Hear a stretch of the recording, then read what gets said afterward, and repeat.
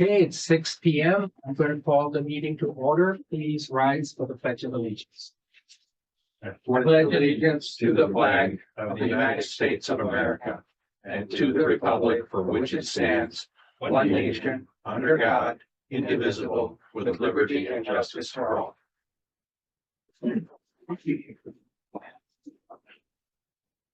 Roll call. Horn, absent and excused. Lehman, Here. Underwood, Here. Gilman, Yes, here. Chasm. Present.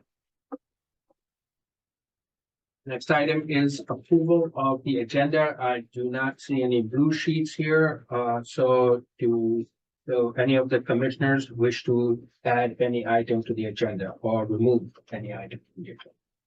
Motion to approve the agenda as presented to the board. Motion by Commissioner Lehman, support by Commissioner Gilman to approve the agenda as presented. All in favor, say aye. Aye.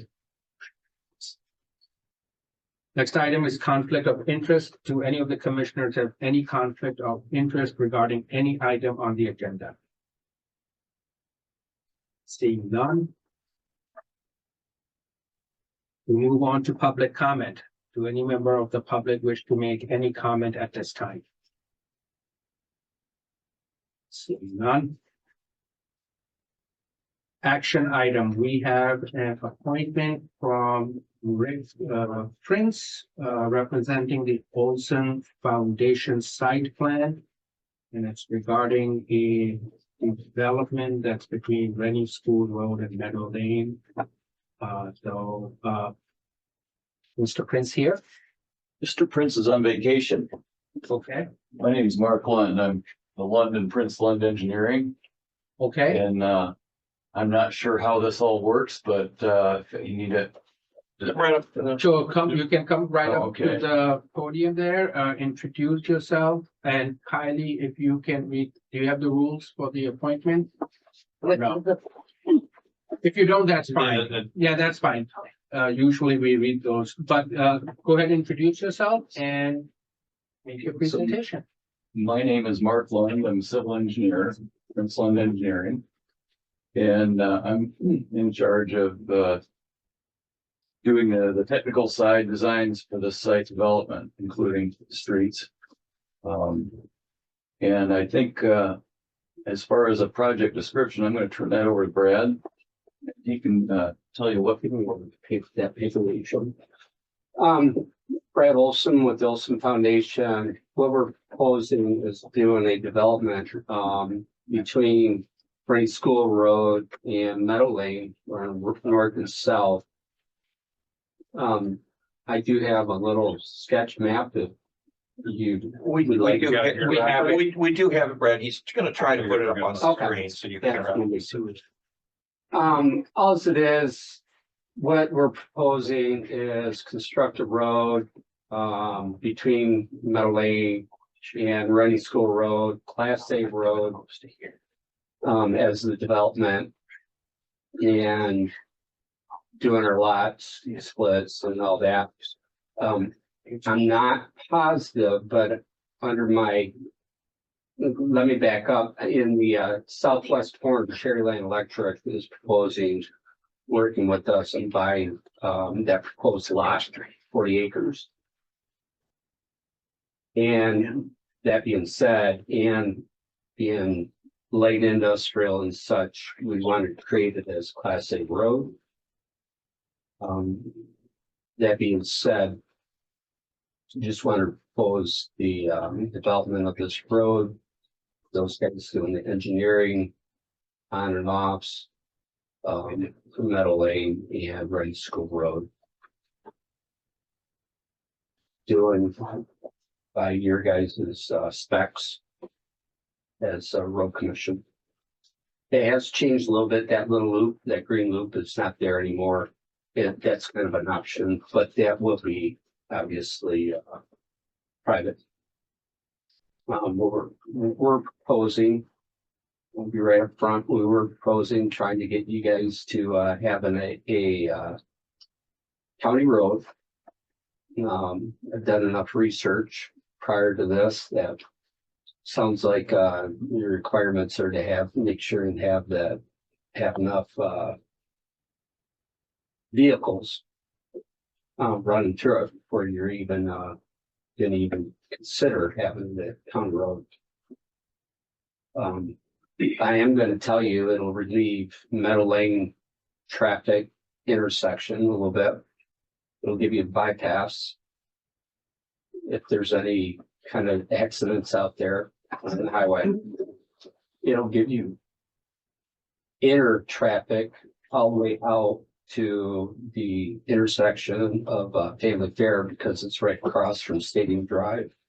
And it'll also give people the options to turn right on and going into Silver Lake Road, north or south, wherever their options may be. So it'll really traffic off Third and South.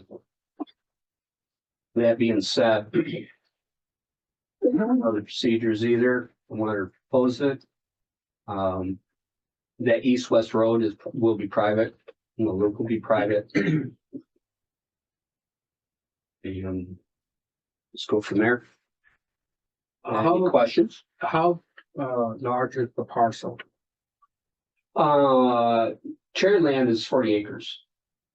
And obviously they have substantial trucks. I mean, the entire parcel through which. 179 acres, give or take a few, at this time.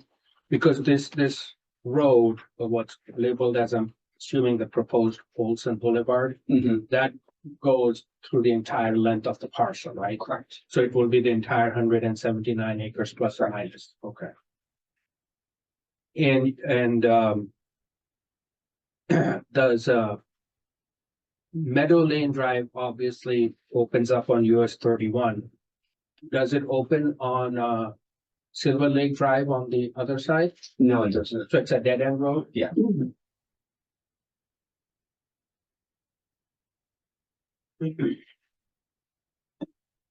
Brad, when I talked to the other commissioners, Mr. Prince called me about this and asked me what our acceptance policy was. And we have we've talked about, we've had brief discussions about this. We don't have an acceptance policy, but we would consider accepting something that was a benefit to the road commission, like putting a through spur there and something we could use in case there's accidents at the intersection stuff.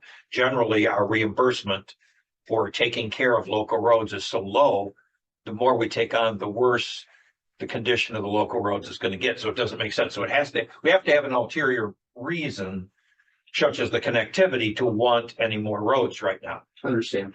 And so if you had proposed that you would put this through across from Stadium Drive already, which is an excellent thing.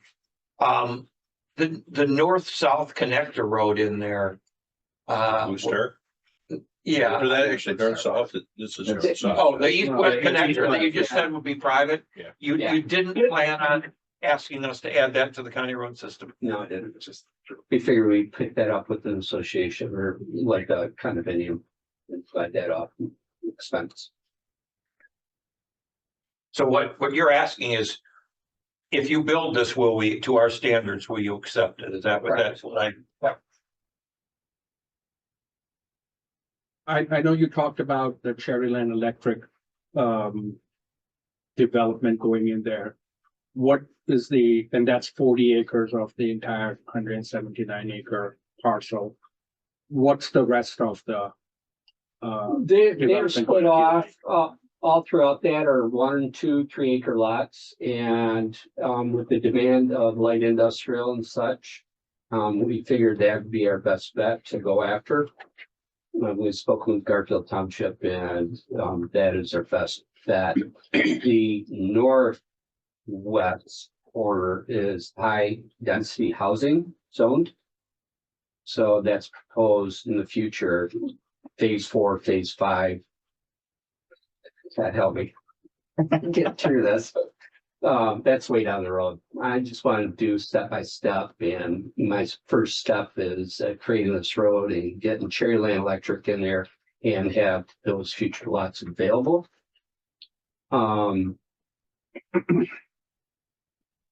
Backing up, I heard there's a lot of positivity about Stadium Drive being a county road due to having access, avoiding the congestion, Chung's Corners and that.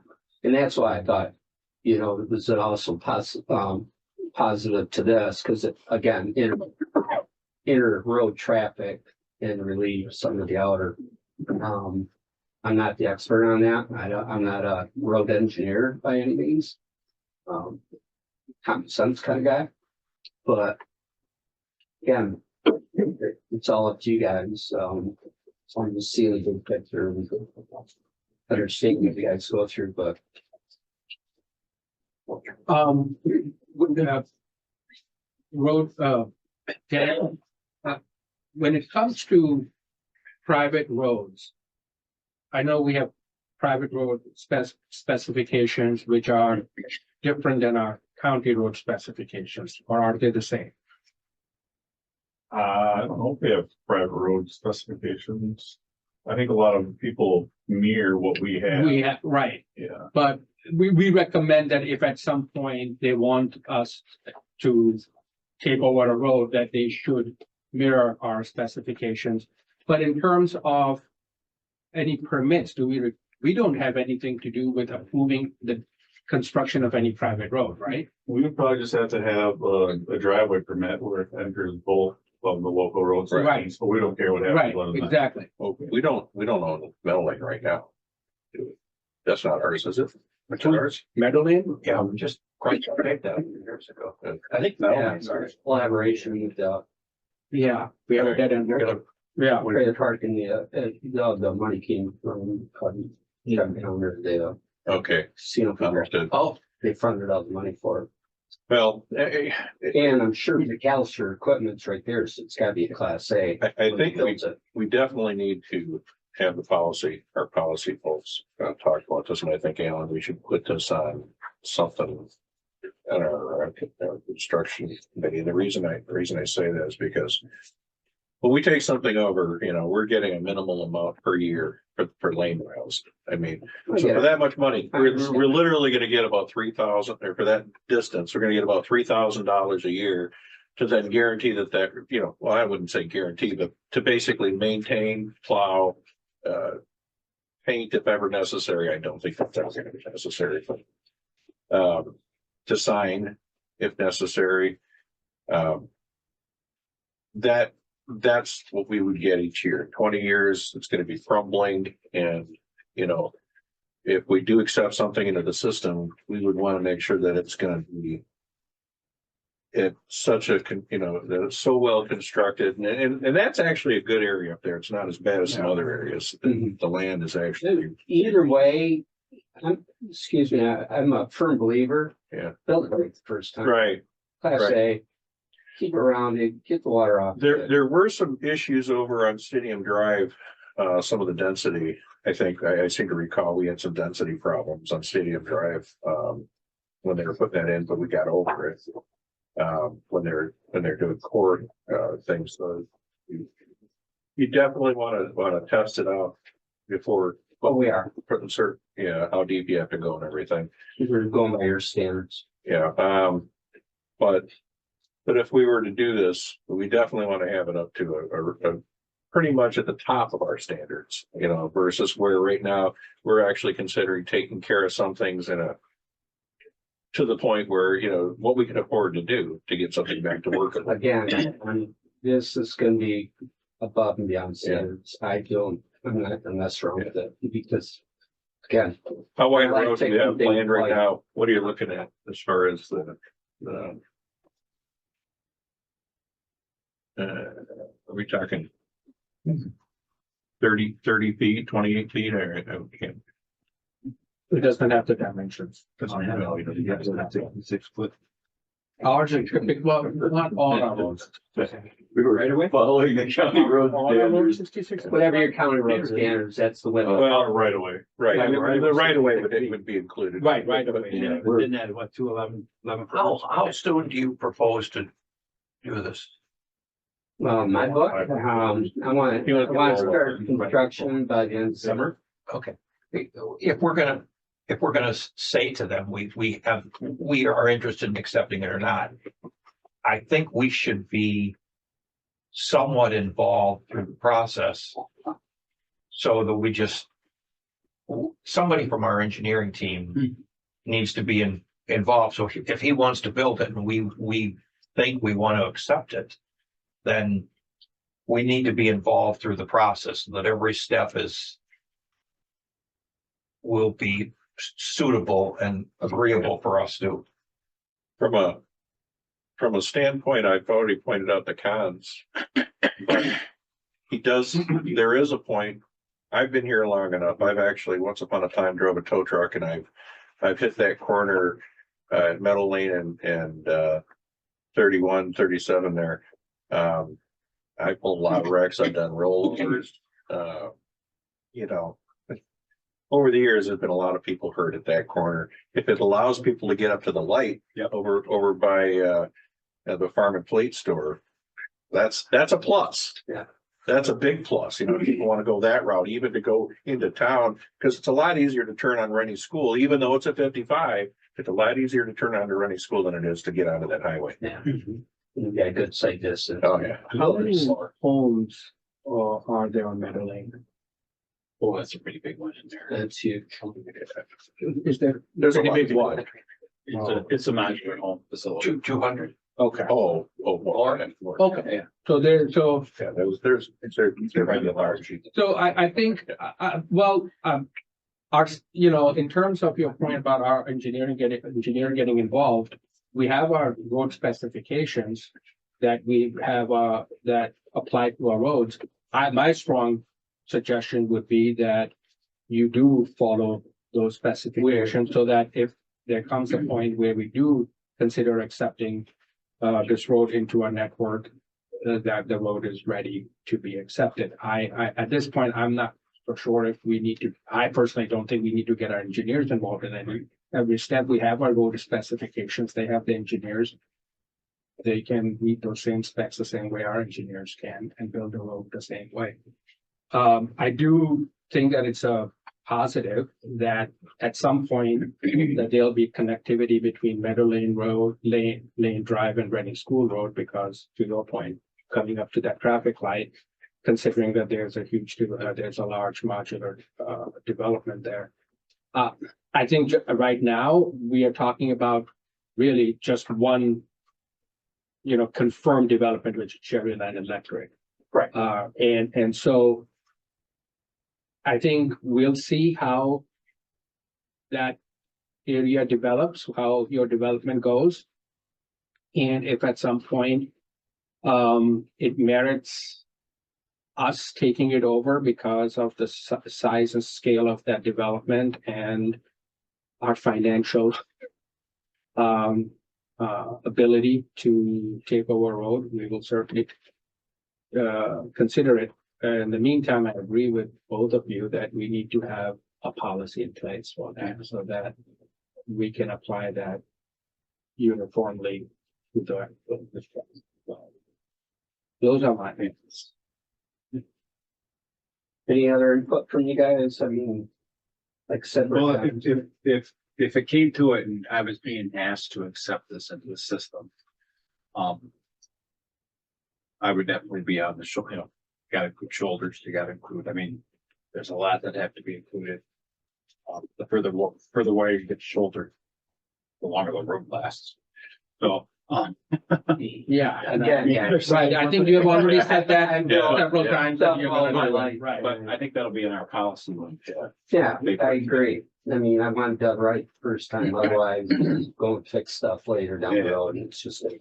And I would certainly encourage you to, if you have any questions regarding that, to ask our road commission staff and our engineers, how to make it into a road that has the best possible chance of, in the future getting accepted into it. Absolutely, that's why we are here. So. I think it would immediately be the exit for most of the people, not only as well to the light. Yeah, and there's a value to that.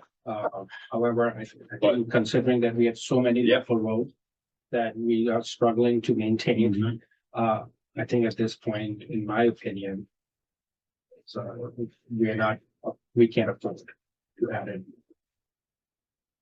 Understandable. just want to do an introductory and then you were, I Sure. knew where you guys stood before I even walked in Yeah, here. I would, Yeah. But, And- you know, and- you're just like you, just same way. Yeah, we have to look It at makes our sense. dollar I get it. and, we have a very limited number of dollars that we have to spend.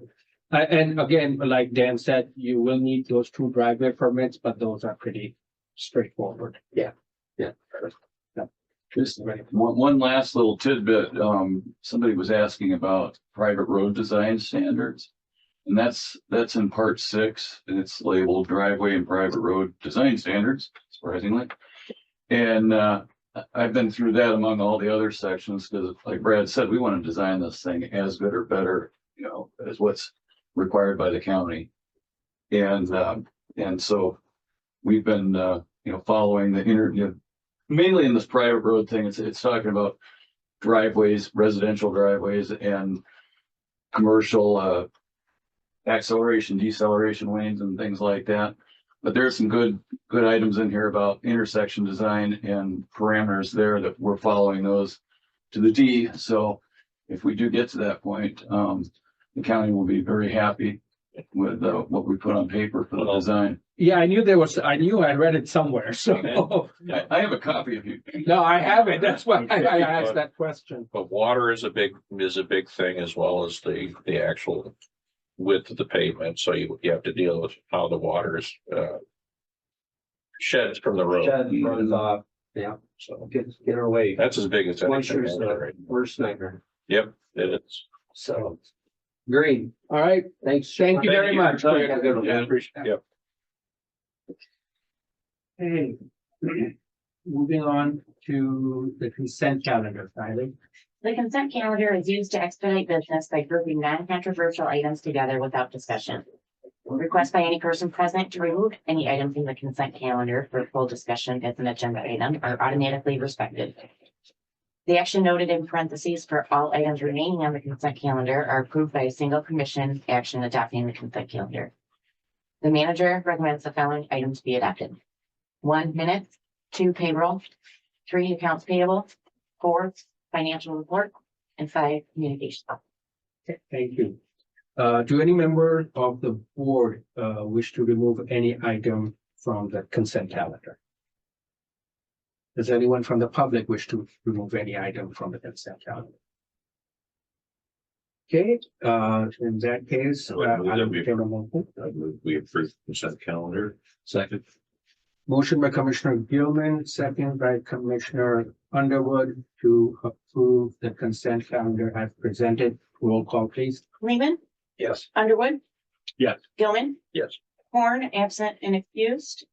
Kevin. Yes. Motion passes. We move on to number D, which is reports. Commissioners to discuss any items from the staff report, and I think the staff report is 43, I think. Yes.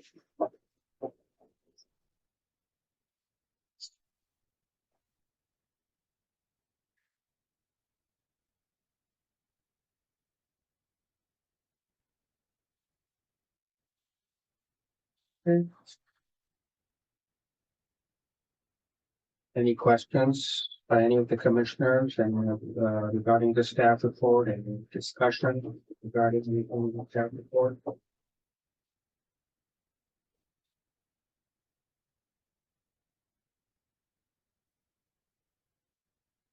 Discuss I. Uh, Subpoena. subpoena. This will only be this. Subpoena for documents. That was on the reports. It's on the report. The last line on the staff. Board meeting.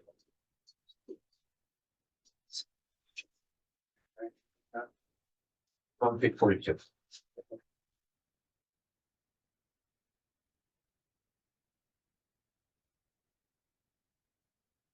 All I want to know is what cases it referenced to. It's, the request for some invoices and anything we've done business with.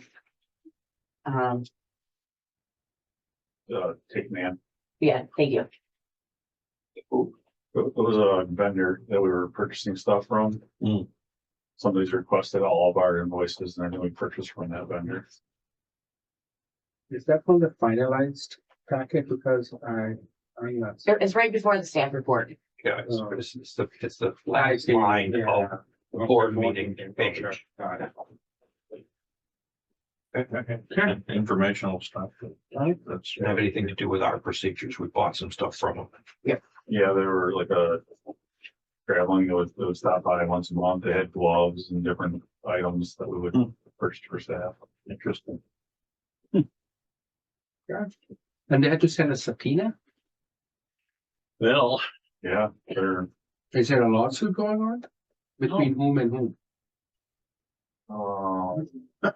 Not us, though. no, Okay. it's between two separate Got it. vendors. No, They're requesting. yeah, I don't, okay. if any of our people have to be subpoenaed, we have to have, it's the kind of thing for something. I think it's quality first. They need to pay for our time. Oh, my. They do, but it's a statutory fee, then it doesn't cover, it's like $20 or something. It's pretty ridiculous, but. Okay, any other items for discussion from the staff report? Okay. Then we move on to item E on the agenda, commissioner updates. I'll start with Commissioner Lehman. Construction committee. Yeah, we met on the 6th to discuss Town Line Road. We agreed, we saw a presentation from Chris Elliott about the some potential fixes and some costs. We talked about the timing of it, how because there's not a traffic light at Town Line Road and Hammond, we don't want people to detour there because of the traffic light. So if we're gonna make improvements to it, we would do Or it concurrently so that it ends at about the same at time. time, but after it, because we don't, it's too dangerous to use that. It was the staff recommendation. And Jason and I agreed that it was dangerous. And then we discussed some budgeting for it. Seeing as it's a local road, that we have a very, very limited budget on it. And the initial plan to fix it was $1.6 million, which we all said we can't afford for Town Line Road. Apparently we've appealed to the airport and the airport was not interested. We appealed to the county board and the county board said they don't have any money for this. I one time thought we were hoping we were getting some pot for pothole money to fix that road. So we were gonna go it alone, but it was gonna be the minimum fix that we could afford to make it drivable. See how long it lasts, because It's 5 years. the soil conditions aren't good in there.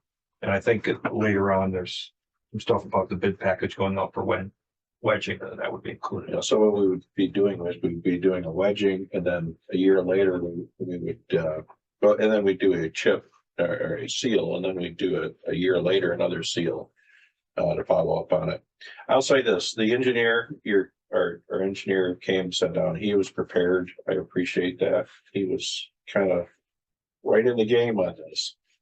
And I thought he did a pretty decent job. Our engineering technician who's doing a lot of the work. He had a lot of info for us, a lot of info. Different ways we could do it, different advantages. And I think I'm pretty comfortable, even after that, I think I'm pretty comfortable going with the minimum for now. Is the timing on that construction, are we trying to get that done before the 3 Mile Road project starts? Again, so the official detour for the 3 Mile Road project is Garfield. Right. Okay. We don't want to encourage the destruction of Town Line Road after just fixing it, essentially. Okay. Let them use Airport Road. It's gonna be a little more of an inconvenience. But that's just. How do we stop that? How do we stop people from using it? In the plans for 3 Mile Road, there's some signage included that this road is closed through traffic on Town Line. Yeah. On top.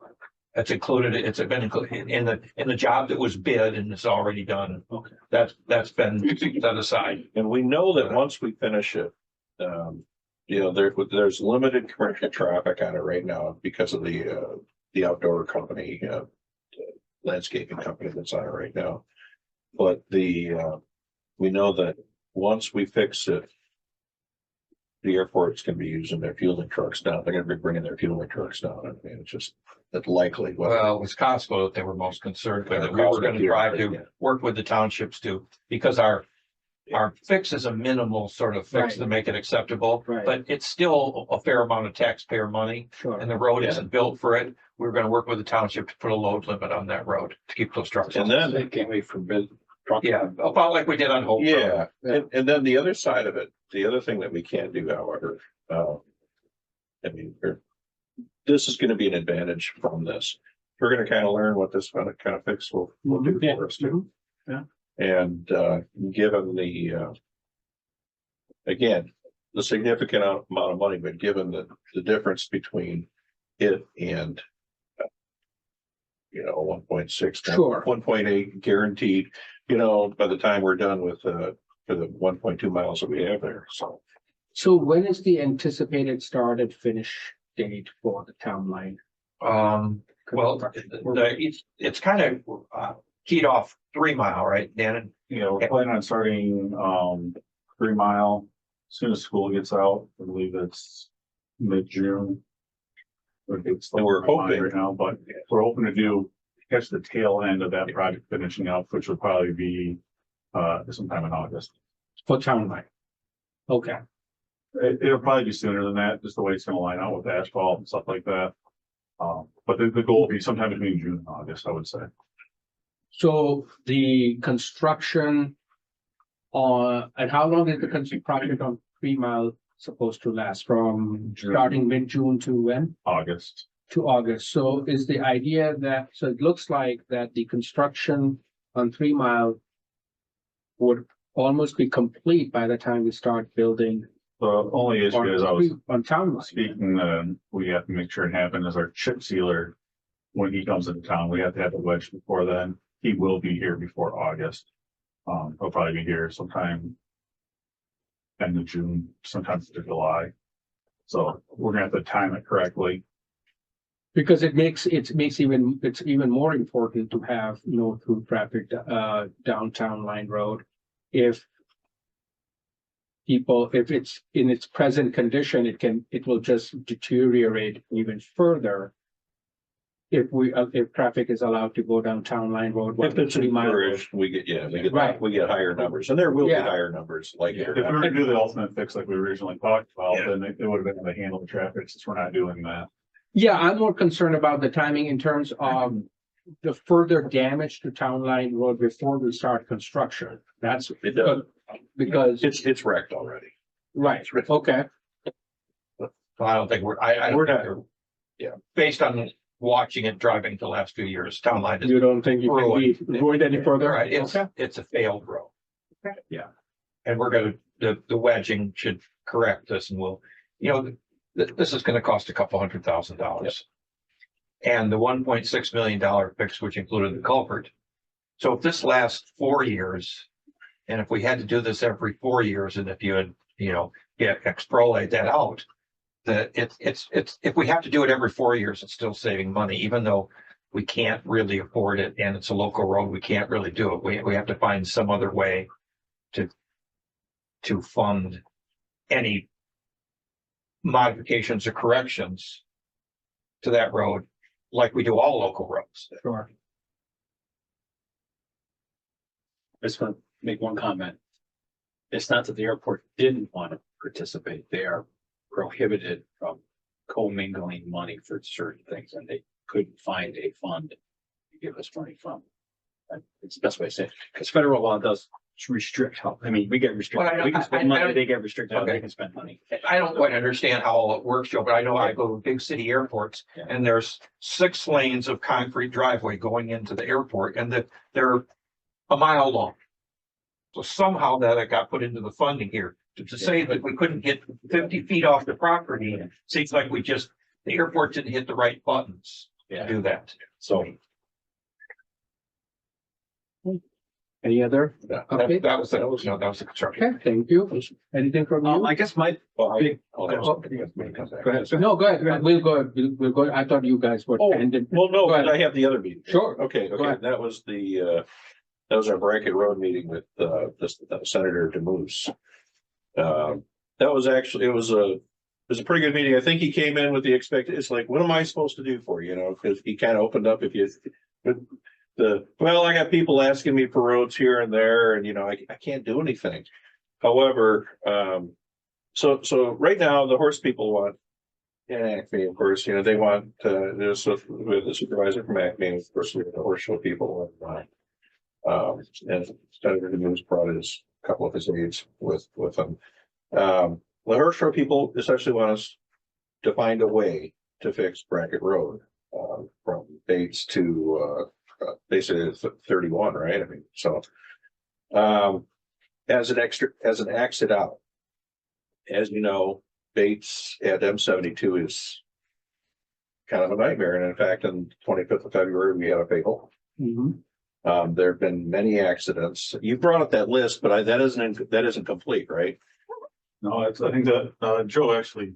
Okay, For me. Yeah, I don't think the fatals were further down okay. from there, but it just, that whole The section. fatal was, yeah. but The section is, M72 is tough in the winter time, but then with the horse show, with so many people coming at the horse show, and of course they made the point that if we have $110 million impact, that's all. That's good. One thing we've got maybe a little push, and I'm hoping that he takes it a little further, is Senator DeMoose may try to work with MDOT and the powers that be, say, look, we have an opportunity to fix kind of a whole area here. And instead of just Brackett Road, if MDOT could find a way to engineer, given the railroad issue that they have there, if they could find a way to engineer a roundabout that works in that corner. I mean, it'd be nice if the railroad wasn't there, but it serves that, they get couple of trains a week, I guess, at the wood store there, the lumberyard. But if they could find a way to do the roundabout at M72, that settles the safety issue at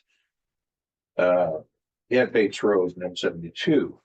The other part of it, which we could have a little bit of buy-in, I'm sure, and Acme probably want to do a little buy-in, is that it would offer us an opportunity where MDOT could assist us in upgrading Brackett Road at the same time in preparation for the roundabout for pass-through, and I'm not sure how far up we can go.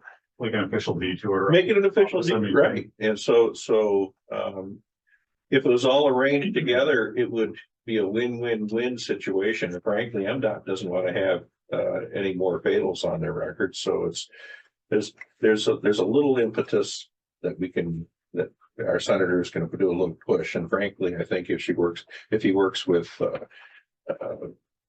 one of our counterparts on the other side of the fence, I think we could probably get a little more push, make it happen. And he's already working with her on some other projects. So How long of a stretch is it on Brackett? that's about a mile and a half. I mean, The entire Brackett Road is it's in a because obviously when that. Well, fatal happened, I had to actually, what take they're it looking was for is to not- get it to Lautner Road. So it's only about a mile. It's about a mile to Lautner Road, because then Lautner Road Has a roundabout. has a Right, roundabout. has a roundabout. Exactly. Right. So that's a direction, and if they can get me pressured MDOT, or at least get MDOT to seek some funding for something like that, that'd be outstanding. And it'd be great for Acme, because then it'd fix a problem road that we have already, which is Brackett Road. It's one of those roads that and that clay. Yeah, it's it's not really bad. bad condition. The other thing that was brought up, and I know that we've had a little discussion about this, but was the water runoff issue. And I know that there have been some developments and some different discussions since that meeting, but with Eagle requiring us to follow a particular program that they have, or if they say it's a federal program, they're still enforcing it. And the program was created after Headley. And as far as I'm concerned, if somebody's going to enforce a program on local governments, according to Headley, they need to pay for it. And if Eagles, wants to pass it off on the feds, then we could also say that pass off the authority on the feds to enforce it on us. You work for the state. I'm inclined to be very much in a position to push back on this as much as possible, particularly when it costs us money that could be turned into lane repairs. What is this program? What is it asking us? They're Different. Well, I mean, they're supposedly, my understanding of it is that we have to determine where the water goes It's water runoff. from our roads. Well, what does that mean? Stormwater runoff. Yeah, anything that goes into a lake or a Michigan waterway. Yeah. To try and track all the water that's, or an MPO. That's what triggered us. I guess, but it's an MPO, it has to go Yeah, through. and I suspect that it involves, us having engineers working with probably the drain commissioner. And he probably has to hire engineers now, to help him do it, because we're talking about a lot of lane miles. And, Is it only on public projects or is it on any project? So it's, what I'm finding out now, the city's probably gonna have the biggest portion of this. The townships, I think East Bay was large enough, that they're gonna have to do it. So there's a lot of overlapping areas. The county has to do it as well, for anything that the county owns. I think we need to treat it like a class too. And I think working with the townships and other local, we need to do a big pushback from all of us. Just because we're a particular size doesn't mean that we all of a sudden have a new pot of money to work with to work, to do their dirty work. If they want that work done, they want to determine what the water runoff is, then Eagle can do it themselves as far as I'm concerned. Because the MPO helps trigger this, so Leelanau County's involved. Yeah. It's Sloan, is that township? So, Solon Township's involved, so Elmwood is involved. Elmwood would be involved, yeah. I mean, technically they're, Acme is a part of the. And now there's another little thing. Frankly, we've heard that the EPA has changed a lot of its rules anyway, and he's lifted some rules on water as it is. We don't know. Well, that was going to be my next question is, Where is I this mean, falling? should we for now, for the time being, adopt the wait and see approach to see what the feds do with this? They've given us a short window, and I actually composed a letter which I sent to you. Yeah, and Dan, which basically it's a polite way of saying, all right, show us the receipts. In other words, if the feds have to do, if the feds are forcing us to do it, if it's a requirement by the feds, you need to show us what the underlying regulations are. And frankly, the pushback is on the Headley component of it. That needs to be enforced more. I think most people don't even remember it. That you have people who are running whole governments who don't even have any idea that Headley exists. Well, I'm just thinking about the point you made that since Headley, every program that's imposed, you have to a mandate you impose, it has to be funded. We have had many unfunded mandates. That's right. Have to do some push. So, it's in the Constitution. Right now, Yeah. Are there any projects where we are subject to this regulation? It's pretty much anything that's within the county. There's a class, I think it's in end of April 21st. And we're actually gonna learn more about it. It's the county, like we got an email, a letter saying this, nobody really knows what's going on. The drain commissioner has been doing some research. He set this class up, so we should know much more after. Here's my struggle here, is that stormwater management, that's usually done at the township level. Right? I mean, they have stormwater managed control ordinances. We don't have any road commission ordinance or anything. We can't adopt any ordinances in the first place. how is it that this is an obligation on the road commission to manage stormwater? My understanding, and again, I'm very new to this, Or but it's to both of you? I think it's talking about like our ditches, water that runs off our roadways. Where does that water go when someone runs off our roadway? Our responsibility is a reporting responsibility, I think. Yeah. And so here's the thing, we don't even know where all of our culverts are still.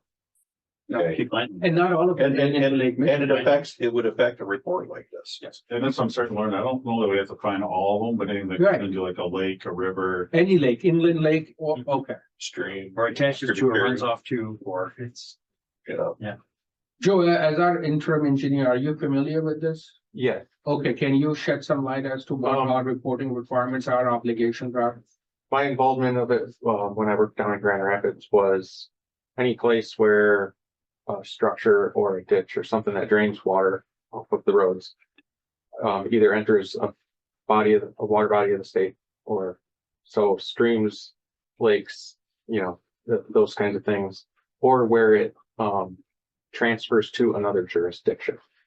So if you had culverts that drained into Leelanau County, you would have to inspect where your outlet is at that jurisdictional change and report on it. Any culverts along South Airport that drain towards the border, the last outfall, you'd have to inspect. It seems to be intended to look at non-point source discharges, which are any sorts of pollutants that get in your storm sewer system and then can drain to someplace. So like Cass Road with all the industry would be something that would be like probably a higher monitoring versus like ditches that are out farm fields. Like when I said East Bay Township, I might have misspoke a little bit. It's not the whole township, it's the township hall itself, because they have a library there. So they're a multi-building, they fall under it, but like Garfield Township is small enough that it doesn't. Joe, based upon your experience of this, how costly could it become? You have to Monitor. inventory your outfalls and have them on a map. And it may have changed because that was 15 years ago now. So this is So I'm sure it's been around a while for places that were Like larger. the 90s. And then you monitor it every year. There's an inspection report. So once a year you go around and you inspect the outfalls. To look for sand and sediment, or if there's any pollutants that are getting into it. That's where it gets a little tricky on the enforcement because you got to trace it back to the source. And is that time consuming? Is that costly? Does it add another layer of expense on our part, our engineers? Yeah, down in Grand Rapids, they have the Grand Valley Metro Council. And a lot of the municipalities joined together and they had someone kind of run that portion of it through the Metro Council. And then the municipalities were responsible for mapping where the outfalls were and doing inspections. So from that perspective, it wasn't a heavy lift for the municipalities, but paying into their Metro Council, they had somebody on staff who kind of monitored that whole program. it's another FT, it's dollars that aren't going into. Yeah. roads. Right. Is the obligation to monitor and report, is that on the road commission, or could that be contracted out to someone else? Or delegated, I should say. I don't see why not, but I'd have to read the, I suspect we have to have a product one way or the other. And It will go under our name, yeah. yeah, there's some forms to fill out and some stuff to keep up on. But you're gonna go in a month, you're gonna go to a meeting to inform us more about this, and then we can talk Plan the about whole it. process too. Okay. Yeah, and I'm sure it's changed since I did it. Sure. All right, anything else? no, that's it, but it's appreciated. All right. Joe? Any- I did go to the MTA lunch. A reminder of everybody here, but May 1st is the one we host. So it'd be nice if some folks could show up. We have motions Yeah, May 1st. here. No, we're gonna host it in Long Lake. The new Long Lake Town. Long Lake facility. May 1st. So, Okay. and that's usually the biggest one, because almost everybody comes from the townships. Did we do it every year? Yeah, we do it every year. Oh, So, and they're fully aware of it. They're not gonna have them next month. The other, of note that I think the board would find interesting is I had, myself, the Grand Traverse County Parks, John Chase, and the Conservation District, we all got together. We are looking at, because Beitner Tube, you're gonna be replaced with a bridge next year. We are looking at cleaning up that area, you know, where they come off the east and west side. Both of those sides of Beitner Road are actually road commission land. And so we are looking at coming up with a plan where you would access one side of the river off of River Road, and the other side you'd access through what I call the roundabout to nowhere. And then they would reroute some of the trails, and so that way you come off the new bridge, there is nobody pulling on and off the road right there. You have to go to the roundabout to access which side of the road you want, which side of the road you want to go to, so. It's quite a dance, because it's those three entities, and now we've got to include the city. I was gonna say the city has the property that's next, yeah. So we're gonna go with the city, we're gonna work with the city, so that it's my hope. Cause it's all gonna be torn up at one time. That when we get done and we reopen that, it'll be, again, safer for everybody, so that people are not coming on and off the road right at the end of the bridge. And I have no idea what OHM is gonna come up with the design. They may actually tell us we have to shut it off anyway. Something I'd like to look into too, is that is truly road commission owned property. It's this area right here. What is our liability to have a park on? That's good, yeah. Because there's a parking can lot we right even here. have a park on our property? Yeah, so that, and we're gonna clean that up. So we're gonna try to clean it all up at the same time, so that when Beitner's done and it reopens, everybody can. Yeah, how much property do we have there? 5 acres. 5 acres of. That parking Right lot, on the riverfront. that parking lot Is ours? is ours. So you can see right. And on the other side is ours. Which one? Yeah, that's our lot. There's a lot right here. Oh, wow. Oh, that's a big lot. And then you got the road that comes right to it. And it goes on the other side of the road. Okay. So you would actually, Holy crap. you would actually probably access. I'll just do it with my hand. You would access this side. We're talking Yeah. about coming through Seabrook, which I believe we still have the. We're We gotta really work on some legal research. things on that one. We're going back into the early. Yeah. So we would actually access this parking lot here, and on this side, we take that out and put the parking lot up by the. They would reroute all those things. They would reroute those trails so that the parking lot would do. That would also allow us to remove that parking lot that's Who further owns up. the property up above? That is the city. That's all the city. That city, and that's the, wow. Yeah. And then this is, The district. so, because there's a trail that goes through here. So we'd make the trail go through here, then the trail would spin off right there, for the hikers and bikers and. Originally, maybe we purchased that property in case they ever wanted to like Yeah. four lane that bridge. Right. So, I mean, it's gonna be a large bridge, so it's gonna have shoulders, I gotta understand. So that's what I'm working on with the county and some of the other folks. And like I said, we're gonna add the city in. And, it's our hope that people are not pulling on and off that. And we can get the other legal questions done. Yeah, you bring up a good point. It's like, what's our liability if somebody Yeah. goes and draws So- off our property there? I mean, There's an outhouse there. yeah, we actually have that in the corner there. You can see it. That is actually a vaulted outhouse. So, I mean, so. have we treated it traditionally like MDOT treats a rest area or something, or, I mean, Well, the parks actually have been maintaining it. Okay. But it's actually owned by the road commission. So we are working on that part too, so. Because. We're gonna have it ripped up, now it's time to get it done. yeah, And we're done. So, then it's done. but if you would slide up further on the map. There is a parking lot further up on the other side of the. Yeah. That's actually on city property too. But if we move everything down to the roundabout, we can then shut off that one. So there will not be an access onto Keystone there. So it actually makes Keystone flow smoother. Okay, yeah. I'm not an engineer, but it should make Keystone flow a little bit smoother. three access points off of Keystone. Yeah. So the plan, Joe, for our piece of property is to put trails on there and. No, there is a trailhead right there right now. Right, So the proposal is to take this out okay, and we put a parking lot up here. and then what would do? And then they would reroute these trails so that you would not park here Okay, and you'd still park here, okay. but you'd come in. Yeah, so they still have access You come close to the through river, Right. but if they have a new trailhead essentially. So, when they got it. decide. And they really, John Chase really wants to get this done, so. What's the, It's a good perks. what, I just got It to. sounds expensive. It's not. It actually isn't because it's mostly, it would be dirt construction. And that was the one thing I said. I said, we cannot subsidize the parks. Yeah. But we can work with them to. There might be a way for us to do some of the labor.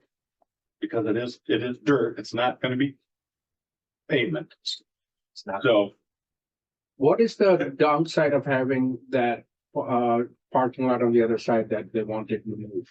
Why do they? it has to do with people not coming on and off the road right there. Yeah. But they'll still come out on and off the road from the other side. No, there you would come in from We're Seabrook closing on up one all the- side or you go up to the Oh, roundabout on the other You'd side. have to have some extended guardrails and short Yes. shoulders there. You would have to put that into the Got design it, of the bridge. okay. Hopefully also gets people to stop running across. Yes. Forest. No froggering, no froggering across. Theoretically, yeah. On hot days, it's a So problem. these these parking lots are on our property, but they are managed by the parks Yes, and rec.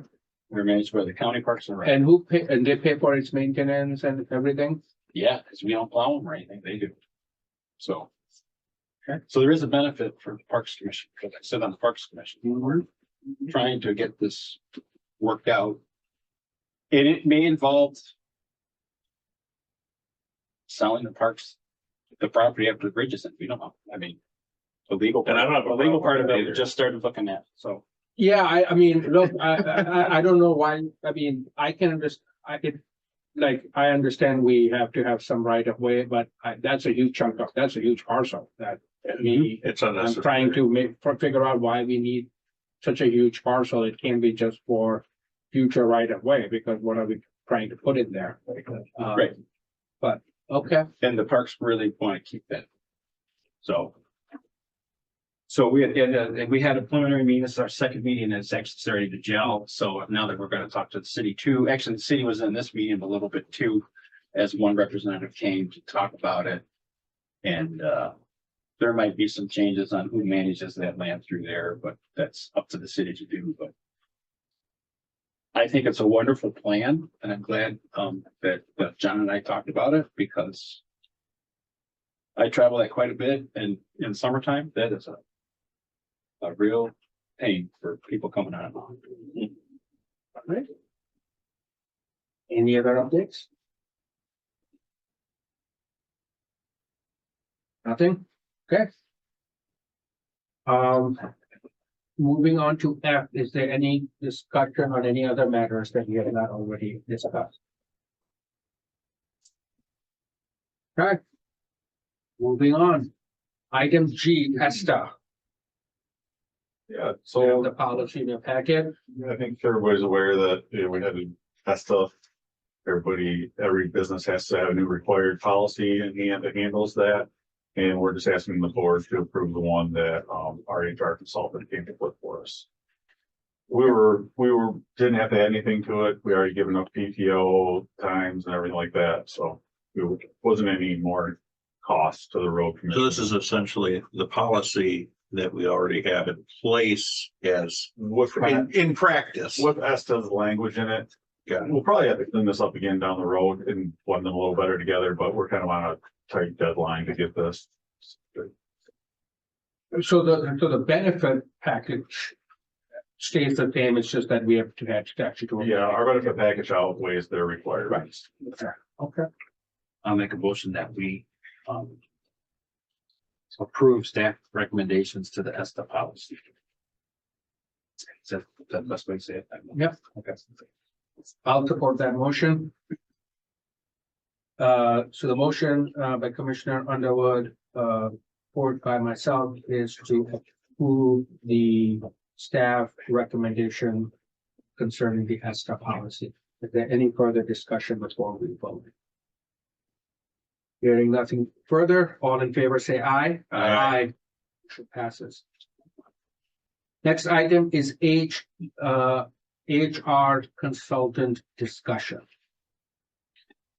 Sure, I think I briefly mentioned this last time, I'd be bringing this to this meeting. Looking that if we go, currently, we've been using, Human Resource Partners for our HR services. They came, and I've had discussions with them, that if we did a year-long contract with them, essentially what they're gonna do is lower their hourly rate by $20 an hour. Either party can get out of it with a 30-day notice from either side.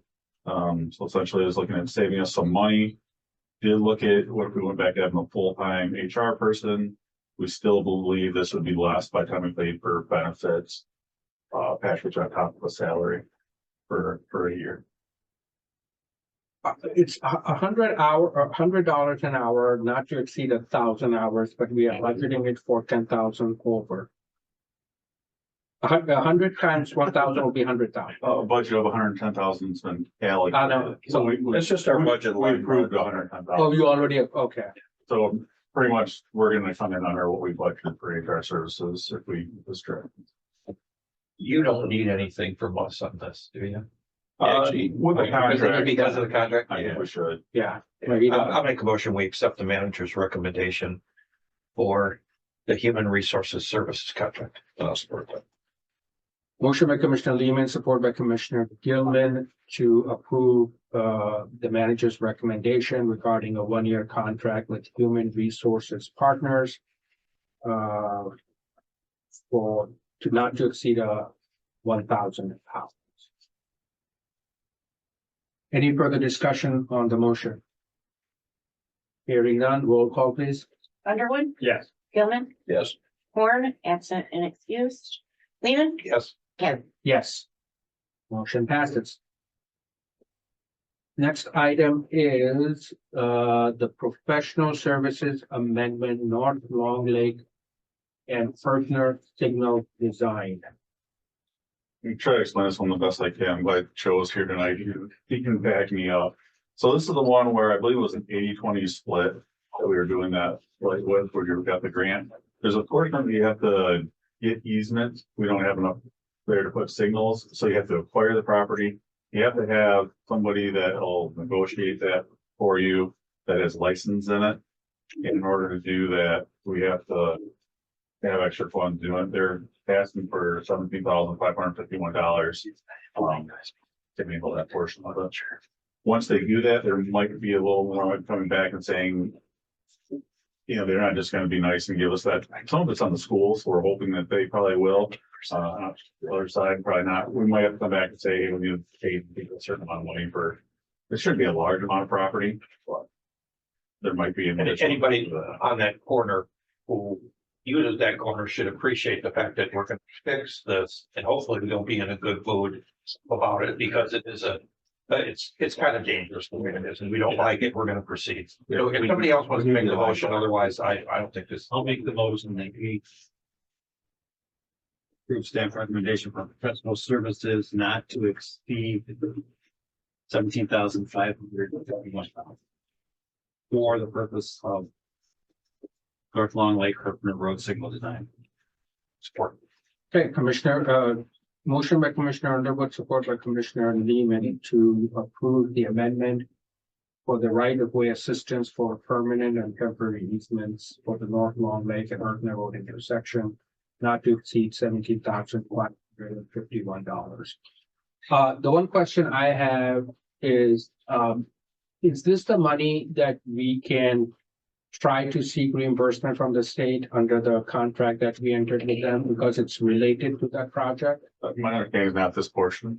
For the design, yes, Design, yeah, this, but you can't, I don't believe you can spend the design money to acquire easements. Seasons, that's what we're.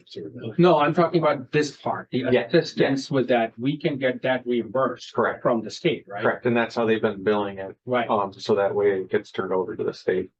so the 17,551, Can be that included in could the be, design. that is part of the design and that's reimbursable from the state. Yes, that's how it's been running when I spoke to Phil. So, And that's what it says in the contract with the state too. yes, Yeah, I understand that the actual acquisition of the easements is not gonna be reimbursable. I'm just talking about the design part. yeah, and I will double check with. Yeah. Phil. or Cause Dan King. the contract with the state is pretty broad in terms of it include all studies, designs, surveys, so I understood that to mean that way. Okay, If it's the surveys, and that's gonna include that in. right. Okay, any other questions? Roll call, please. Gilman, Yes. Horn, absent and excused, Lehman, Yes. Underwood, Yes. or Chasm, sorry. Yes. Motion passes. Next item is the janitorial bid. So we went back out for a bid, for our janitorial services, had the new Kingsley building. Just wanted to get that squared up with their contract running out. Went to bid, had 2 people apply for it. Superior Image Cleaning did come in as a low bidder, and we're recommending that we accept their bid. There's several different line items. What I did was I totaled it up between both locations, what you would be looking at a per week cost. I'll make that motion that we accept Superior Image Cleaning's bid at $540 per week for the Traverse City and Kingsley cleaning needs. I'll second that. Motion by Commissioner Gilman, second by Commissioner Underwood to accept the bid of Superior Image Cleaning for janitorial services at a total cost per week of $540. Any further discussion before we vote? Seeing none, roll call please. Horn, absent and excused, Lehman, Yes. Underwood, Yes. Gilman, Yes. Chasm. Yes. Motion passes. So same thing with our mowing services. The Acton Park was actually up, and then we added the new Kingsley building, so we just bid everything so it'd be on the same rotation. Again, this one I looked at as a monthly because there were different things that were monthly charges that weren't necessarily looking at weekly charges. So recommendation of Chandler Outdoors to receive that bid. Let's see what the low bid is. Cleanup for spring and fall were a little more, but how much cheaper he is per month way offsets that. A little bit of savings you have in the spring and fall cleanup. Are we reimbursed for the 3 mile median and the Acme stuff? Acme Park is 100% reimbursed. It's a pass through from the state. The 3 Mile Island is ours. There's an agreement that was made when the airport was put in there.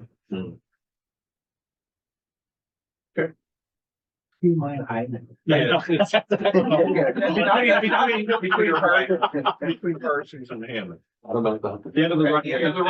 Oh, okay. Oh. I'm like, am I driving through there? We're seeing the entire island for the last 20+ years? Is this 2 motions or 1 motion? This would be one. One motion. One motion. The airport is responsible for that. This is the roadway. That fence is the end of the airport property. Why did we put an island? That I don't know. Wasn't on the bill. I didn't even know. My understanding it was quite the debate, and that was the. There was a debate. Doesn't it have to do with if like those national FAA rules, you have to have certain Yeah. approach. I think we get Runway, federal yeah. money in that. Yeah, I thought it, That section was federal money, so. yeah, I thought that you have to have. No, wait a minute, you're telling me we got federal money near an airport? Yeah, imagine that. Yeah, for that, Yeah. Right? for the plane, it's for the plane. I think they own property on both sides of the road. Yeah, right, they have. Those lights are there. That's why we don't have anything on Garfield, that huge parcel that's across one of the dealership. Yeah. It's the other approach there. And same on, Has anybody made a bid on? Airport. Nobody's made that. no, I need a motion. I'll make a motion, we approve the manager's recommendation. Again, that's perfect. Motion by Commissioner Lehman, support by Commissioner Underwood to approve Chandler Outdoors for mowing services for the Grand Traverse County Road Commission properties and Acme State Roadside Park. Any further discussion? Roll call, please. Lehman, Yes. Underwood. Yes. Gilman, Yes. Horn, absent and excused, Chasm. Yes. Motion passes. Something I did want to bring up, that took a very close look at this with the prices going up. Would it make sense to bring a full-time employee in to handle all of these services? We weren't quite there yet, but something that prices keep going up in the next year or two, we might look at that. It makes sense to bring a full-time employee in to do both janitorial and mowing services. This really isn't that much, and frankly, the janitorial isn't either. We're not even close to an FTE. So. it's good. Money back in the account. So L, I guess we took care of L. Yeah, both. I know, it was on, Is yeah, that both? So. yeah, we did that. I'm sorry, Paul. No, you're No, you're fine. I think that's how it was presented to us, but, okay. item M is the aggregate bid. Larry's actually gonna take this one. And this is just, we went out, years prior and we split up riprap and we split up gravel and different items that we use throughout the summer or throughout the year, I should say. This year, we just kind of put it all in one and, just because we keep having the same bidders and that kind of thing. So, we're recommending that we do approve Elmer's and Cassens. That's just due to availability, if they have it, and the availability of the material itself. So we'd like to be able to use both of them when we can. You know, each job might be in a different location as well, so location helps a little bit. So we're recommending to for both Elmer's and Cassens. And we've done this before. And I'll ask the same question just so it's a matter of public record. I mean, they of course agree that this bid is open to a la carte, essentially, right? I mean, that's. Yeah. The only thing I have to say about this is when I used to bid to Leelanau County, they just used to accept these and let the staff do it, not award it. I'm not sure what the difference is.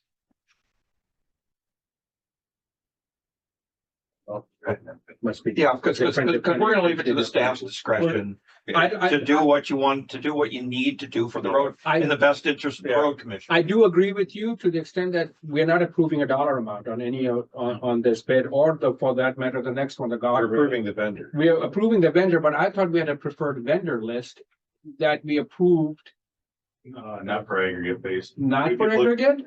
I think that was for engineering. It was for engineering services. It was for engineering. Maybe it's a way. to I think look at maybe that's the way to look at it, and then we don't have, I mean, it doesn't take much of our time, but I'm just saying that to Commissioner Lehman's point, if we have that something similar on this side, then yeah, I mean, we don't know, you guys have done the research, or I mean, Commissioner Lehman probably is the only one on the board that has more knowledge than the rest of us on this issue, but. And you approved the budget already, the dollar amount? Right. We plan on spending, so I don't. So maybe look into doing something similar that we have for the engineering, like a preferred vendors list, and then use. Then this. I guess it's Staff selects. because, I mean, we only get, like, for aggregates, we only had two bidders. Yeah. You know? Right. And it's the only two we're gonna really get it from anyway. So going forward, I think that probably is, we should address it, but we have to do it for this meeting. And the other thing was also as a matter of proximity, if I recall correctly, because Casson does come from the other direction, so to speak. Right, so we would like to use both. Yeah. You know, at times. Can I have a motion? And then we can have any. I would make the motion that we accept the staff recommendation of Elmer's Crane and Dozer and Casson Sand and Gravel for the aggregate bid. Second. Motion by Commissioner Gilman, support by Commissioner Underwood to approve staff recommendation to award the bid for aggregate to Team Elmer's and Casson Sand and Gravel. Any further discussion on the motion? I don't think we need to do a roll call on this. All in favor, say aye. Aye. Motion passes. Next item is guardrail bid, the same memo, same process. Will show up, so I make a motion, we accept the bids presented by the manager. There's a little more in this one just because the guardrail, like sometimes action traffic is not available during the MDOT job and we can't get them here in time. You know, so it is beneficial to have a couple options for this. Okay. To accept the bids and use them, that's in the best interest of the road commission. I'll second that. Motion by Commissioner Lehman, support by Commissioner Underwood to approve the staff recommendations for the guardrail bid for the three bidders, Action Traffic Maintenance, GNS Site Solutions, and RMD Holdings Limited, and to use those bidders in the best interest of the road commission. Is that accurate? Okay. All right. Any further discussion? I just can't, I'm not to belabor, Action Traffic really has a high linear foot, Yeah. it's got some of the. So, the difference there as well is, last year we put in, mobilization. And mobilization for, 1 to 5 sites, 6 to 10 sites, that kind of thing where. This year we just put it in as an overall, you are in charge of traffic counts, you are traffic, control, and you're in charge of all mobilization. So they're throwing that in their linear foot price. Got it. Where some of these others are, they're charging an extra. And then they're gonna charge us more for the mobilization when it, Right, got it. so it's a little different this year, that's why you're seeing such a drastic change in numbers.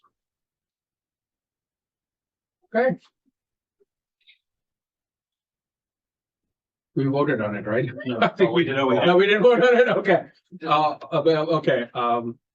This is another one you're gonna need it because we're approving the vendors essentially. So we have a motion, we have a support. All in favor, say aye. Aye. Motion passed. Item O is tower easement.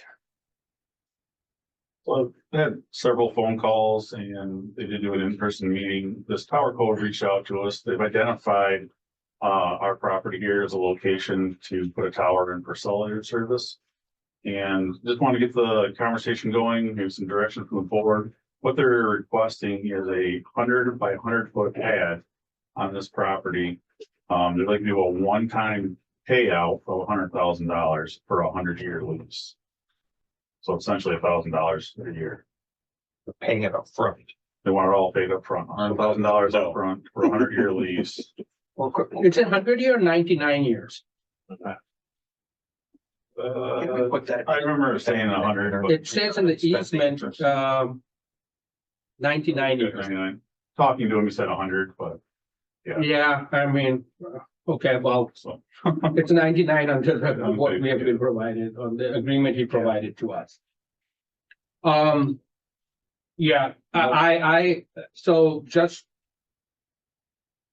as a background, I've reviewed plenty of these leases for my clients because everyone wants to come on municipal properties and they always want to give 100-year leases. And I can tell you that every single time I've advised the clients not to accept it because it's just not feasible. A lot can happen. We're not getting the best value for our property for a 100-year lease with inflation, market changes, things like that. The most that is recommended from the property owner side is 10 years. And that's just the one issue. The other, yes, I have several concerns about this, about them asking for, oh, wow. Excuse me. I'm just Sorry. we are watching all that snow coming off the, and it was crazy. They want 24/7 access to our property. Yeah.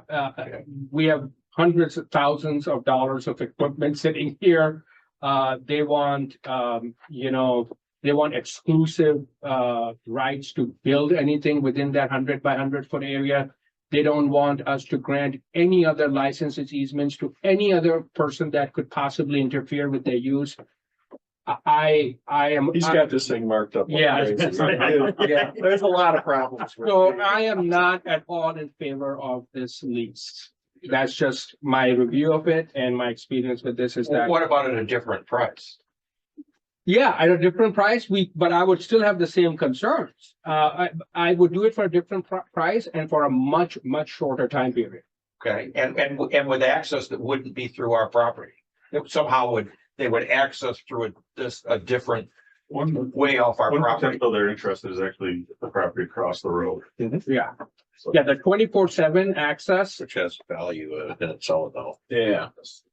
If we are going to potentially give up our rights to use our own property for any future use that they deem would interfere with their permitted use, we need to get value for that, okay? And what that value is, I don't know at this point. Yeah, no 100-year lease. I don't play that. I could see 10-year leases. Yeah. Monthly payments. Yeah. We can recognize, at some point, if we have to have the right to shut things down because we have to move our entire operation for crying out loud, who knows? And with built-in provisions for rate adjustments, based upon CPI and, I mean, we are not just gonna. Yeah, 100,000 is Yeah. cheap for 100, but for 10,000 Well, square feet. That's only $80 a month. Yeah, I'm not, Yeah, right. Right.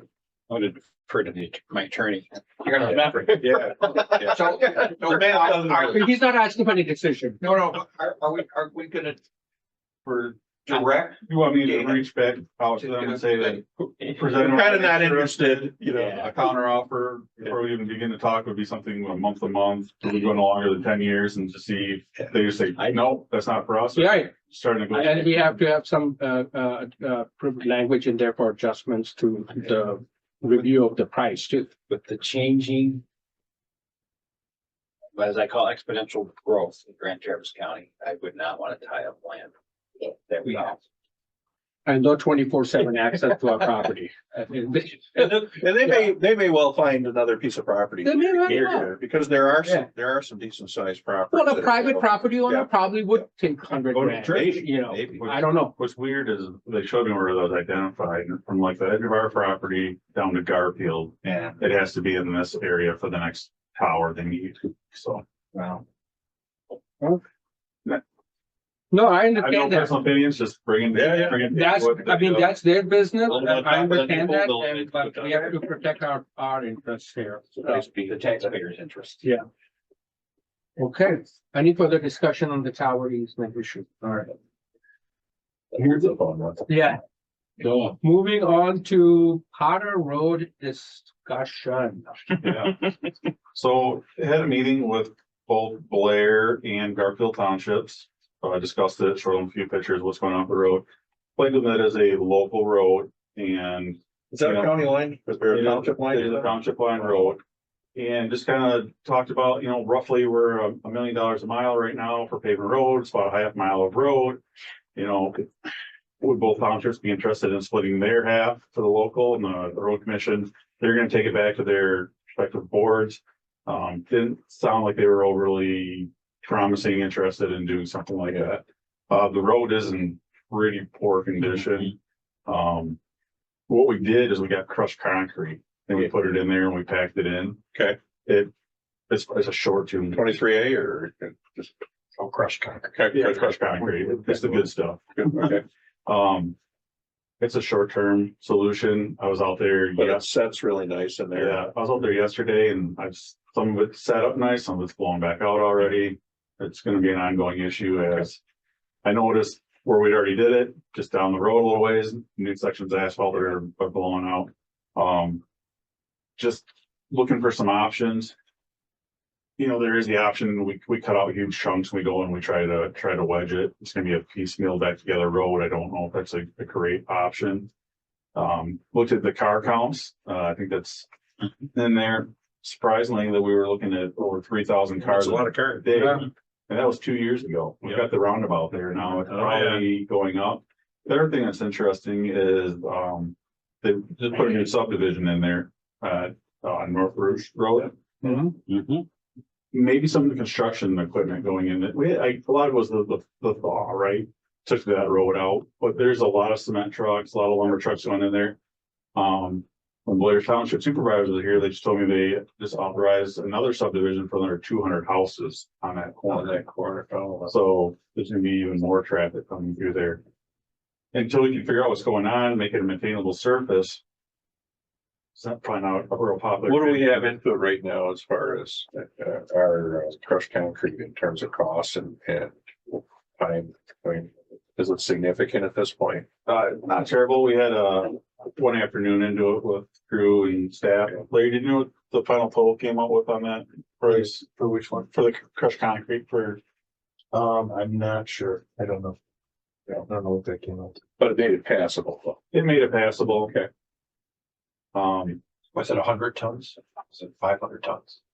I didn't hear the final tonnage yet. That's what I was waiting to see if the bill coming in. We gotta get grilling stuff, practicing our way or something. Right. You definitely have a total price out there probably soon. There were some holes. So one option, again, probably might be the most popular option would be taking that section of road back to gravel. Yeah. What you can do, and I've looked into it, is you can have a pulverizer come out and the same company that we awarded the brine bid to, they inject that as they're pulverizing. You put about 2 inches of gravel over it. And as they pulverize it, they inject it. And the final product, they're promising me is so hard you can squeal your tires on it. That won't last forever again, but it would get us through another year. That'd be easier to maintain. We can maintain those star graders. So roughly what you're looking, and this really wasn't a surprise to have them come in and do that, to pulverize it and to inject it is $11,000. I figured we'd probably need to put about $4,000 of gravel into it. And then probably have about 2 days of labor and our equipment out there with a grader, shaping it, moving around. So for total, a rough estimate, I'm coming up to like $18,000 For how long a stretch? half a mile. So compared to 500,000 Yeah. for a repave, Oh, yeah. we could probably have a very nice passable surface for this year for For them to get us 18,000. by until we can figure out, or they're willing to invest in it or something. And how long would it last? The rest of this year would be in very good shape. Now, next year you'd come back up again. It's probably gonna start coming apart a little bit. You have to maybe rebrine heavily. Okay. But essentially it's, you're recreating a gravel road with that asphalt base and pulverizing. It's probably gonna lock up very nice the first year. And what's the estimate for the crushed concrete option that you were talking about? We did that. It's like, Oh, you already did. we're gonna be constantly doing that. It would, Yeah. by doing that, eventually you're gonna have a gravel road. Yeah. with crushed concrete. That's just filling the holes. So we're just Yeah, filling yeah. holes instead of using. It was close to impassable. Yeah. Before you did that. Yeah. So what, There.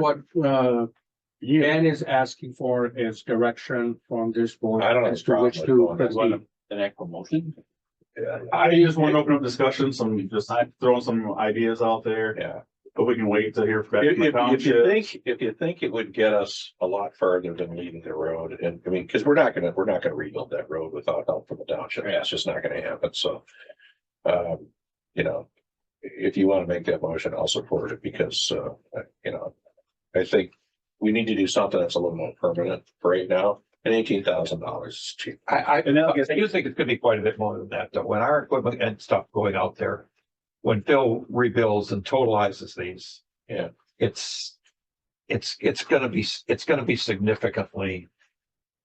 I just don't want you to think it's gonna be, I know what the bids are and everything, but stuff always takes longer and then if we start regrading it, it's gonna ruin that hard surface. I think this surface is gonna pothole just like an asphalt road potholes. And when we put the grader on it, because all of a sudden this thing gets so bad after 3 months, then it's gonna tear up that work. Because once it breaks that seal of being pulverized, stabilized, and compacted, once they break that seal,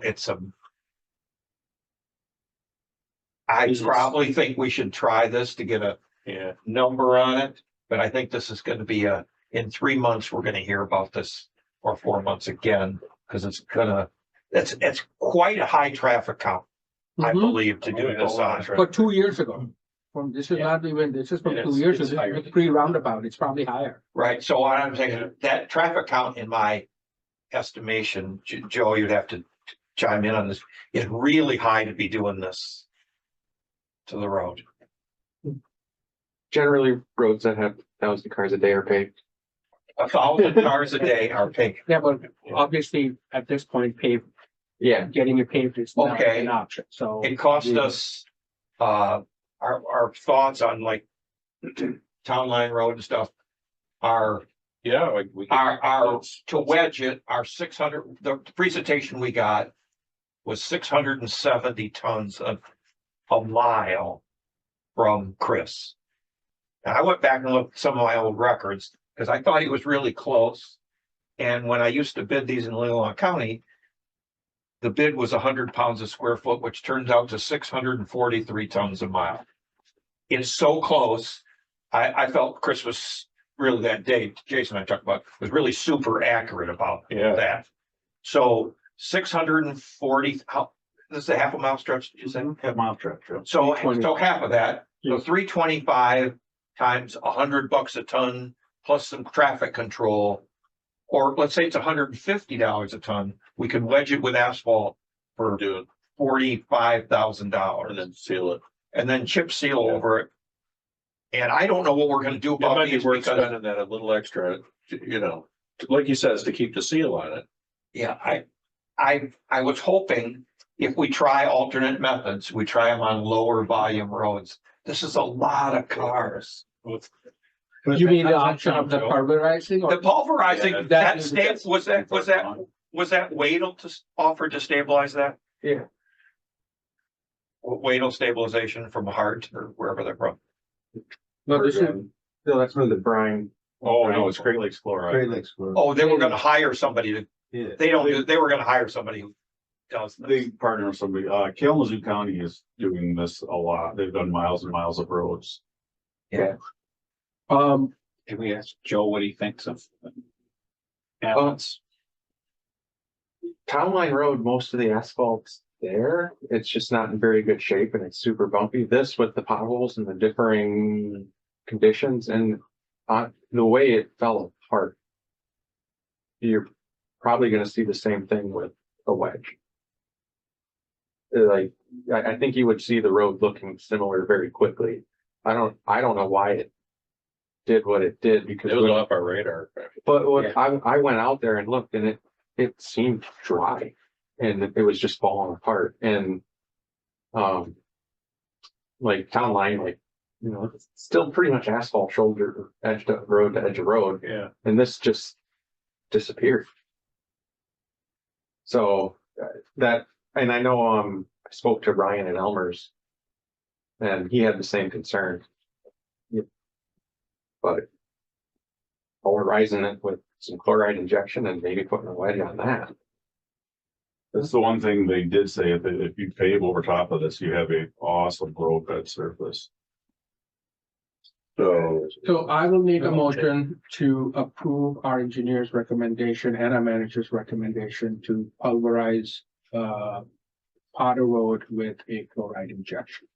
Do we want to make sure the townships don't want to partner first? It didn't sound promising, but they did say. We are giving you the direction.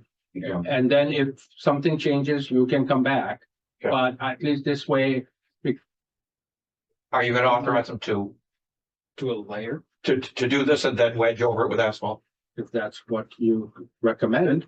I'm going with the engineer's recommendation. I've never dealt with this before, so it's kind of a wing and a prayer. Well, we gotta try some different things Yeah. going forward, I think. Yeah, I'm just, if you can get a good solid base and cover it up, you might be all right.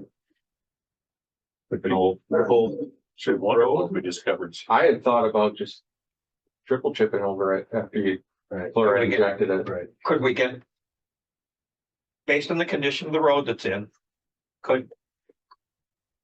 it's gonna live till we can get somebody to pulverize it and inject it and grade it.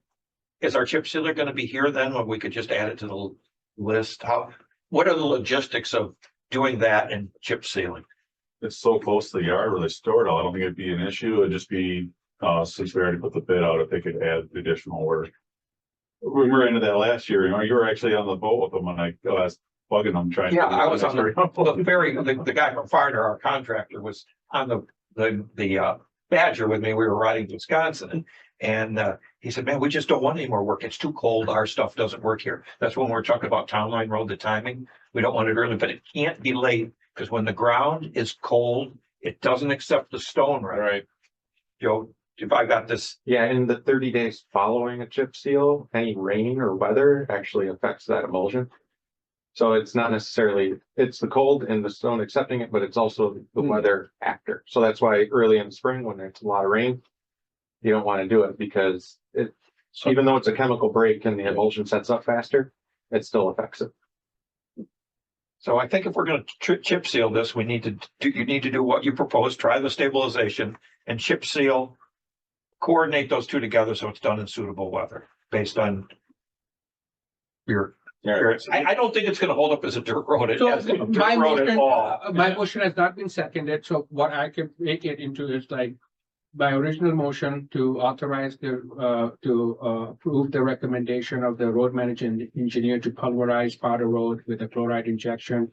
And then to take all subsequent necessary measures to stabilize the road.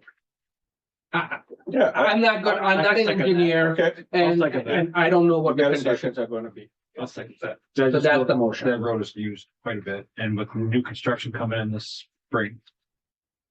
It's gonna be heavily used. So do we have we have the motion and support by Commissioner. Here.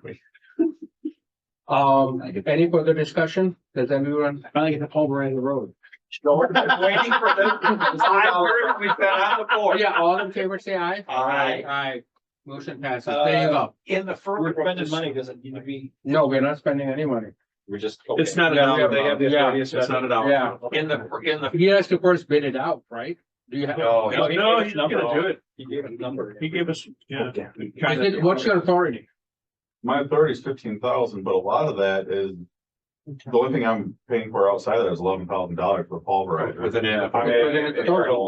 the chip sealing won't be within. Just wanna make sure. I probably have to come back with a. Yeah, come back. Yeah, with that. that's fine. Yeah, Yeah, that's fine. the first step. This is just to get that work and get going. So But that, know that we're good with Danny covering it up. Yeah, as well. We were gonna discuss how I was gonna bring in this, I don't know, for later or now, before we voted. We were gonna have a discussion about this local road thing again. The next time we're gonna have a special meeting or we were gonna do Mhm. something. Do you have that on your radar? well, what my thinking is that we'll have it sometime in mid-May. Because Joe is not available, I think starting April 21st. So and until May 2nd, so anytime after that and before Memorial Day, we're going to have a study session on specifically the issue of local roads and how to fund them and what we need to do, what strategies we need to employ. Would you like Kelly to know a doodle poll on that?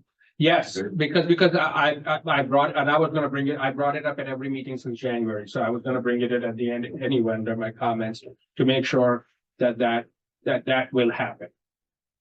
We have the data now that we can use between the studies that we have done with the TCI ratings and everything else, and so I think we're in a good position to start making some decisions as to how to move forward on the local ones. Anything? Oh, okay, so we'll go on to the manager's comments.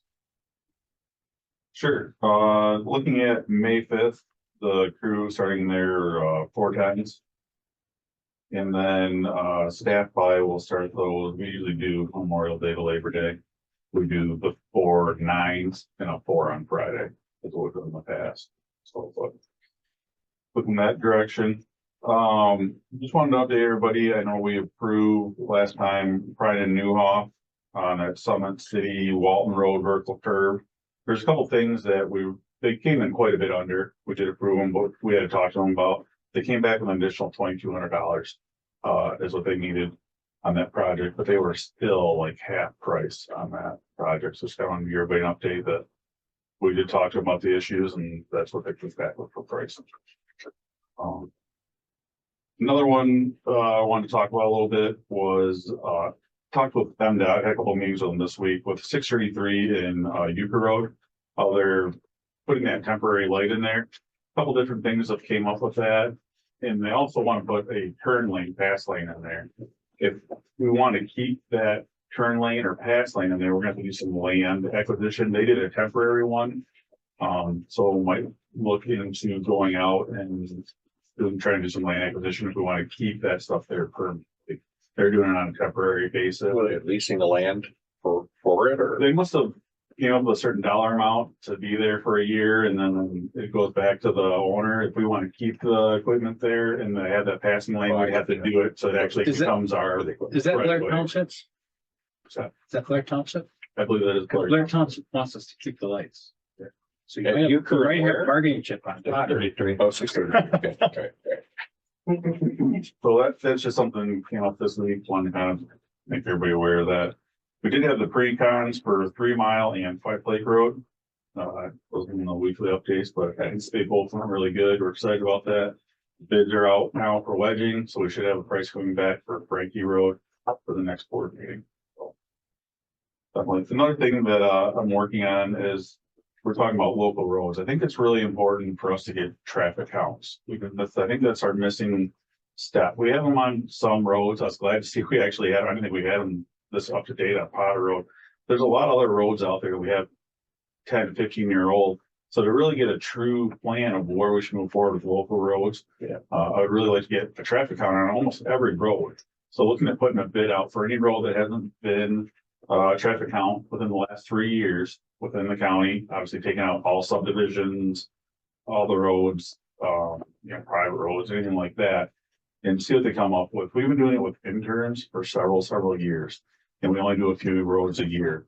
There's actually companies out there that come in and they could potentially knock out the entire county. Instead of having interns this year, usually we put aside there, put that towards that project. I don't know exactly what this is gonna come out to. Talked to a few people, are talking around $200 a road. So we'd have to see what that comes out with on a bid, but I think that's a really important next step.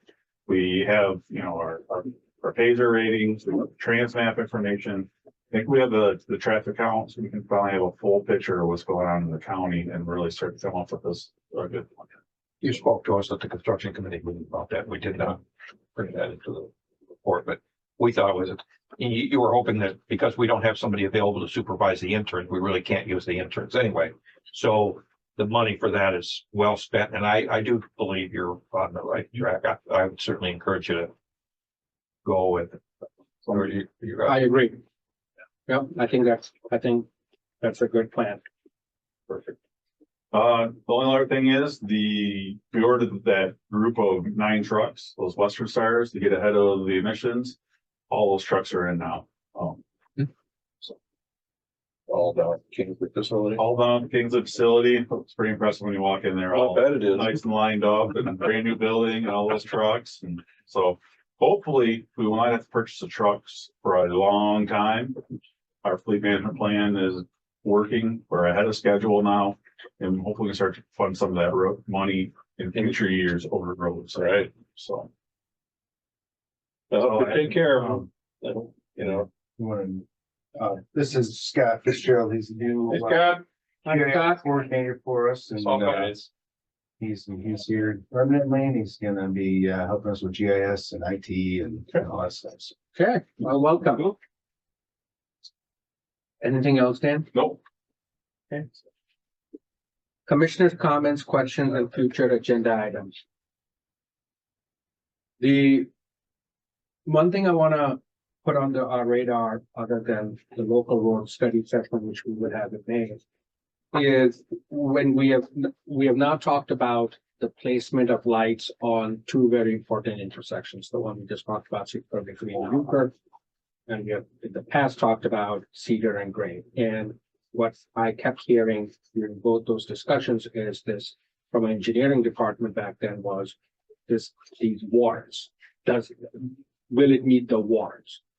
And in the case of Cedar Run and Gray Road, it was, well, there aren't enough crashes. In Euchre and 633, it seems like, well, there isn't any traffic volume. Clearly, it's a set of criteria that includes both number of crashes, traffic volumes, and I don't know what else. I think and we as board members get asked a lot of questions by our county commissioners, by our township supervisors, and by the public about why so-and-so intersection doesn't have a light. It should have a light. I think it would benefit us as the board to have someone come in and do a presentation so that we can understand in layman's terms, so that we can explain it to others as to what it is, what the process is, which determines which intersections should have a light and which shouldn't. So that's one thing that I have talked to Dan about it. And I really think that it would be a benefit to us as a board. That's something I've actually been working with Joe. We actually had a meeting today about that. They have somebody in one of your downstate offices. She works in Ann Arbor, or And she's actually, that's what she specializes in. And she's actually coming up here on vacation and around our April 24th meeting. That's great. And Joe's trying to line up to see if she would come in and give us a presentation. Nothing like giving a presentation on signal warrants on your vacation. the graphic engineer got her master's in it, so it's kind of a nerdy thing for her. Yeah, I think Joe feels like he probably can get her to come in and hopefully put a presentation. that would be great. Yeah, I think that's important for us because we are getting asked that question more and more. Anything else from anyone? Okay, then we'll move on to public comment. No public comment. I'll entertain a motion to adjourn. Move to adjourn. Motion for Commissioner Gilman, supported by Commissioner Liebman to adjourn. All in favor? Aye. We are adjourned.